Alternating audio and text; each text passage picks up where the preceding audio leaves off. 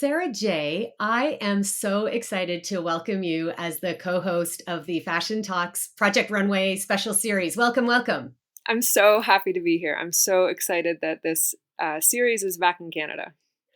So super excited that Project Runway is back in Canada. And before we get into that, I just want to sing your praises a little bit so people know why you're here and who you are. Sarah J. is a multifaceted fashion aficionado. You are a stylist, you are a fashion director, you are a journalist, you are a sustainability consultant. You have over 20 years in our fashion industry. And excellent tidbit for our purposes for this special series, you were a wardrobe stylist for the judges on Project Runway Season 2.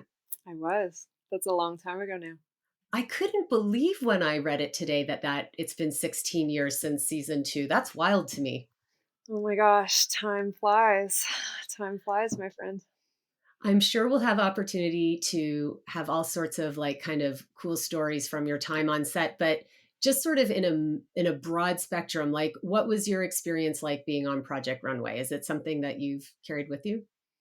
Absolutely. It's something that I look back on really fondly. We shot it in Canada's capital, which is sort of my hometown of Ottawa, Ontario. I grew up outside of Ottawa technically, but it was great to go back to Ottawa. I made a lot of great friends with the crew. We were, sort of sanctioned off on a confidentiality agreement for, about a month or so, I guess. And we really kept to ourselves and really got to know each other. And it was all Project Runway all the time.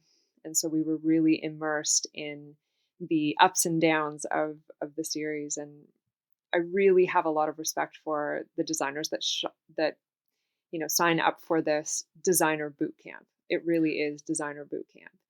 Well, And and what do you think is like it is designer boot camp, and obviously they're making a TV show that we will enjoy every Friday. But what do you think is like the broader kind of importance of a show like Project Runway Canada? Like why is it cool to have it here in Canada? oh, Donna, I love this question so much, and it's part of why I'm really happy to be here, dissecting it all with you. I grew up in a town of 2,600 people where I never thought a career in fashion was possible for myself. I thought fashion happened in a handful of major cities across the pond or south of the border, and really didn't have an understanding of how many, even at that time in the 80s and 90s, how many great Canadian designers there were even then. So I think that this show does so much in terms of inspiring young talent, nurturing young talent. And when we can see an example on the screen of what's possible, then we have something to aim for. And I think it's exciting too for people who aren't in fashion to watch it, to appreciate what goes into the construction, the creativity, to see like an actual person who makes the clothes. Like, as someone who has never made a garment, like, I'm always so entranced and excited to see behind the curtain a little bit. So I hope people who aren't in fashion who are watching it gain some like new love for what it takes to work in this industry as a designer. I agree, Donna. You know that one of my lenses is sustainability. I'm sort of a fashion first person who loves fashion and got into the biz because of that love of fashion. But the reasons why I've stayed have been to try to make improvements to the fashion systems, the conventional fashion systems, and the ways that we make clothes around the world. So absolutely, I love that it puts those processes on the screen and reconnects us to the skilled trades and the detailed work and the math and the craftsmanship that goes into making our clothes. Well, I want to, before we get into the episode itself, I just want to talk a little bit about the judges and kind of our cast of experts that are on the show, maybe for people who aren't familiar with some of them. We've got Jeanne Beker, hand to heart, like fashion royalty in Canada and around the world with her work on fashion television. Do you have any Jeanne Beker stories? I mean, she's such a lovely, approachable person in life and around the world. I do. I think so many of us have can credit our careers or a degree of our inspiration or motivation to pursue fashion to a little half hour of television on Sundays at 5 or 5:30, um, known as fashion television. It was Facts. such an important point of reference. It was such an important portal, and the stories that she strived to tell um, really had a lasting impression on me. So, high five to Jeannie. I'm so glad to see her on the cast of judges. 100%. And I was really excited to see Spencer Badu as well. Like Spencer, I think is one of those incredible talents that in other parts of the world, people know his amazing street style. I know he's got like a foothold in Tokyo. And I was reading actually today that not a single Canadian retailer carries his designs.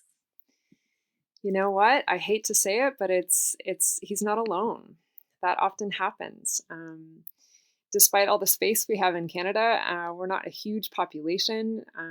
Sometimes our Canadian talent falls under the radar a little bit in terms of global markets, and I'm not surprised by that. But all the more reason, all the more reason to celebrate our own and nurture up and coming talent. Well, and he's amazing. He's such a an intellect and has such a his lens of design is so cool. I think he's going to give amazing feedback to the designers. I can't wait to kind of hear what he has to say. And Coco Rocha, someone who brings her sparkle, her illustrious modeling career to our, to back to Canada. Great to see her on the screen again. Yep, she played a role on the season that I styled, Project Runway Canada season 2, and I had the opportunity to meet her then. Glad to see her back. Just an absolute star and really well suited to be the face. And very much spearheading behind the scenes as well. I don't know the specific details, but my understanding is as, an executive producer or producer, one or the other. I'll have to double check that. But she was very much involved in bringing it to Canada as well. So I think that is amazing. Yep. And then, of course, we have our mentor, um, Aurora James. Yeah, fantastic. Nice get. Absolutely. She's a great get. She's really well suited to the role of mentor. Those designers are so lucky to have her in the mix and to have access to her. She's a designer known for her footwear brand Brother Vellies. Aurora is also known for her initiative, the 15% Pledge. And there's a Leonardo da Vinci quote that comes to mind, that simplicity is the ultimate sophistication. And what I love about the 15% Pledge is that it's a perfectly designed social impact initiative. Approximately 15% of the American population is Black. So 15% of the designers that stores carry, of the products on store shelves, should come from Black owned businesses. So the 15% pledge is such a beautifully designed, very succinct and simple idea to which there really is no rebuttal. And it's created a lot of important business opportunities for Black designers and Black entrepreneurs. Yeah, she is amazing. It's really exciting to have her working on the show and have her Canadianness kind of celebrated being a Yep, part of this. It's amazing. for sure. So it's episode 1. The designers arrive. They're thrown into the first challenge. It's a denim challenge. I'm a big fan of denim. I think I wear it every day. What is it like to work with denim? What don't we know, Sarah, as non-designers about what it's like to work with this fabric? Well, I have lots of thoughts about the denim tuxedo being selected as the sort of first challenge. I think What do that's you think? really, really symbolic. I wonder if you have heard about the origins of the Canadian tuxedo. It's a good origin It's a good story. one. And for those of you who might be new to it, a Canadian tuxedo is sort of what it sounds like, denim on denim on denim. And it's a term that actually originated in 1951 after American crooner Bing Crosby was denied entry into a Vancouver hotel for wearing head to toe denim. And it was Levi's that sort of swooped in to the rescue, creating a custom denim tuxedo for Crosby, um, sort of turning the situation on its head a little bit, in a really constructive way. So I appreciate that, that this was selected as the initial challenge. Denim is heavy. Um, Traditionally, it's a cotton based fiber. Um, we're seeing more and more synthetic blends of denim these days.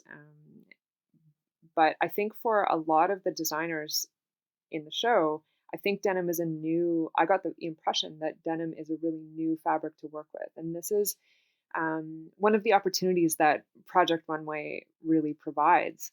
Um, Designers are going to be in lots of situations where they're stepping outside their comfort zones.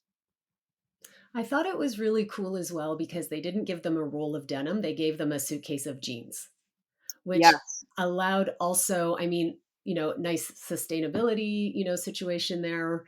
But I thought it was also, it kind of stretches the creativity a little bit because now you're deconstructing before you construct, which I thought was a nice twist on the first challenge. Yeah, they didn't emphasize that point, but as we know, that's called upcycling. And again, for a lot of designers, especially folks who are formally trained, the starting point is a flat, brand new bolt of fabric, drafting from a flat piece of fabric. But you're right, this was a different ask. This was deconstruction and reconstruction. And some of the feedback, as we saw, some of the feedback that designers received was, that looks exactly how it looked, its first time around. That still looks like a jacket. That still looks like jeans. What is your spin? How are you going to take it to a different place? So yeah, this was, I think, really pushed the envelopes of a couple of designers in particular who were used to, a different process entirely. And then they get into the workroom. I have never been in a designer workroom. Tell me about what that experience would be like and what you experienced maybe when you were even on set, like as you walk into that space for the first time. Like, I can only imagine the energy and the adrenaline must be off the charts. Yep, it's true. The energy ranges from electric to to nauseatingly stressful. Um, yeah, and I think we saw a little bit of that. It's in some ways Project Runway provides lots of examples of the challenges that designers are going to face in their fashion careers. And in some ways, the challenges are really artificial. And part of what makes it so challenging is seeing what all of your peers are up to, um, their process, their decisions. It's right next to you. You don't have much privacy. So it's not like you can squirrel away and focus. There are constant distractions. So it really takes a lot of mental focus and tapping into your vision and coming back to your vision, um, because there's just a world of distraction around you. It's one of the many reasons why I have so much respect for the designers that put themselves out there to be on the show. Like, you are doing something so creative in such a vulnerable public way with, as you say, all those distractions and the emotional, ebbs and flows and the stress. Like, it is such a massive undertaking that I have so much respect for that they're doing. Yeah, it's true. And I hope that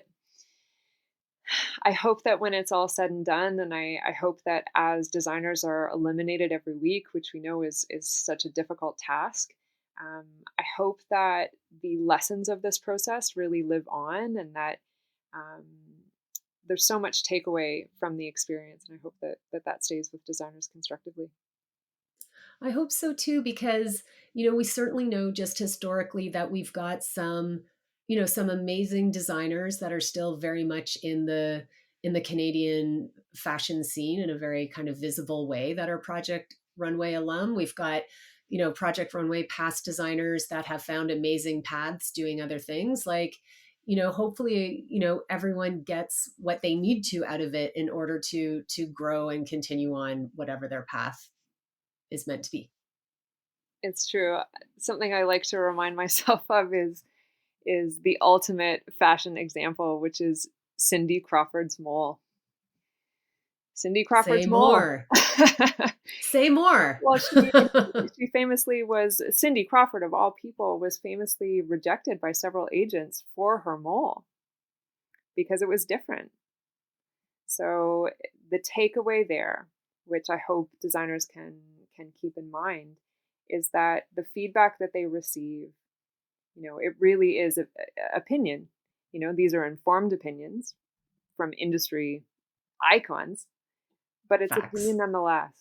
And just because you're voted off, just because you voted off early, just because you're voted off on the first episode, doesn't mean that you won't find your place.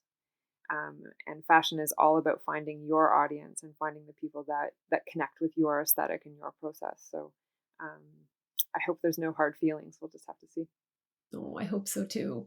Yeah. Let's talk a little bit about the runway show, because I mean it's so exciting. Now they're seeing their like designs come to life. I Mhm. would be like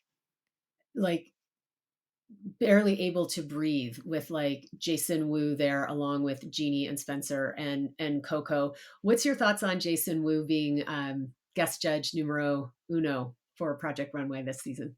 Well, again, I think it's totally appropriate. What a legend and what a talent, and I really loved a lot of his feedback. And I think they're really lucky. I think that part of, again, the value of this is the exposure and the connections that come from celebrating our own talent. And I thought as a group, they're so talented. Like, Wow. Yes. wow. Like, the future of Canadian fashion is bright if this is a handful of an example of the talent that's out there. And what an amazing, like, slice of Canadiana as Hmm. well. Like, I'm Hmm. so excited to see the designs that continue to come and come and come. What were your impressions of the cast of designers so far? Yeah, absolutely. I was so impressed overall. What a diverse group, so many different parts of Canada represented, so many different um, backgrounds and origin stories. And, I loved that. I believe it was Maya who, is coming from a science background. I relate to that as someone Yeah. who works in fashion with a science degree. Delane was raised on a farm. So Aurora and Naomi both acknowledge that they didn't go to design school, so I think that is also very important. I mean, it's absolutely wonderful if you have the opportunity to go to school and to learn all of these processes, but not all of us do. Um, so it's really great to see that people are coming from different places with different perspectives and are making different contributions because let's face it, we all wear clothes. We don't want to wear the same things. And there really is an audience for everybody. Absolutely. Absolutely. I know it was super exciting. So the judges name their top 3 with Curtis, Maya, and Leland. I thought they were really great. Absolutely. Oh my goodness. Curtis, fantastic. Leland, just absolutely so much to love about all of those 3 looks. I will admit to you that I myself had penciled in a slightly different top 3. Oh, Because again, I've emphasized that this is all about opinion. And I absolutely. really thought that Charles just made a phenomenal look and really deserved an honorable mention. I That think he said, called it painting with the denim or painting with the material. Like he really did almost create a another fabric out of the denim with his very sculptural look. yeah, he really chose a different process, and he shredded and created strips, and which added great texture, but it was also a very architectural look that had a lot of structure, underneath, and just a phenomenal feat to execute in a limited time. And I think that something that we definitely saw in this episode and we're sure to see again is that designers will find that they have a plan, and given the time constraints that Project Runway is known for, they often have to pivot on that plan, and that can be really hard to do. Um, The other thing I really liked about the challenge as a whole is I thought it was cool for the first episode for all the designers to be using variations of the same fabric. Like yeah, to see the difference in how yeah, denim was, new romantic like Maya did, like the styling of her look was so like it was such specific storytelling, like it was really beautiful. And then the Lelands with the ruching and the deconstruction and that cape that went with, oh, and the corset, like come on. And Curtis's like with the panniers and the hat, like, and all that, like all of them did something amazing, but just kind of highlighting the top three. To see the same fabric used in such variation ways with such incredibly distinct styling, which obviously would come with because your designs are going to be distinct. But I just thought it was really exciting to see that that similarity used across all of them. yeah, for sure. It levels the playing field a little bit, and it really is, as in life, fashion as in life. It really is about perspective. What do we do with what we're given? There's a lot of choice, and it's quite profound when you overanalyze it. Yeah. It's a Um, metaphor for life, it's a Project metaphor Runway for life. Canada. But it's true though, like when we're all trying to, find our creative core, whether we're working in a creative industry or not, or maybe we have a goal that we're trying to work towards, and then to be achieving that in a pressure cooker, that's no joke. Yeah, it's no joke. All of these designers are to be celebrated for rising to this occasion for sure. And I thought it was interesting that Leland, somewhere throughout the episode, acknowledged that speed is the secret weapon. And you know what? I think we're there is a need for speed when you're a contestant of Project Runway. Are there any other secret weapons? If you were going to be on Project Runway, what would be three secret weapons you would want to have in Mm. your quiver of arrows? You know what? There's a time to look at others' work, and there's a time to be absorbent and to look outward. But I think designers may find that having the blinders on and being able to put their heads down and and do the work, um, is an important skill to hone. And again, I we saw really importantly how distracted, perhaps, inspired, surely, Naomi was, after day one, seeing the work of her peers being, in the mix with all different types of, artistic expressions and visions. And once she slept on it, she came back and she changed her direction and she made a decision and she started over. And I think that is a really important skill. We have to know when to draw the line, when to scratch it, and when to start over. And And then of a course, third one, Naomi. Mm, Donna. mhm.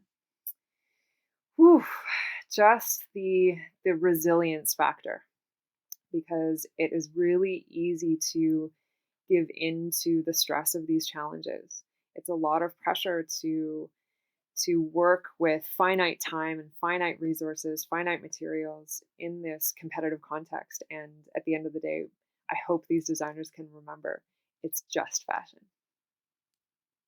I hope so too. I hope Yeah. so too. And we'll be talking to Naomi in just a few minutes. The first designer eliminated, but certainly not indicative of her talents or future or anything. I thought the bolero jacket she made was really was really cute and was had great structure and great finishing. And like you said, she started over, which obviously is a bold and brave thing to do, but Mhm. did give her less time. And good. I'm just so happy that she followed her creative gut, I guess. Yeah, I think she has given all of us a really important reminder of that, and that's really important takeaway. And I think she did really well, and I honestly, I genuinely loved her her outfit, and I hope she doesn't feel discouraged, you know? What are any of your final thoughts about the episode in terms of, what we kind of saw unfold with the judges and the workrooms? What are you excited to see coming up? Because this is just the beginning. Oh my goodness. Yeah, you're so right. Well, you know what? I'm really glad that Foster was kept on.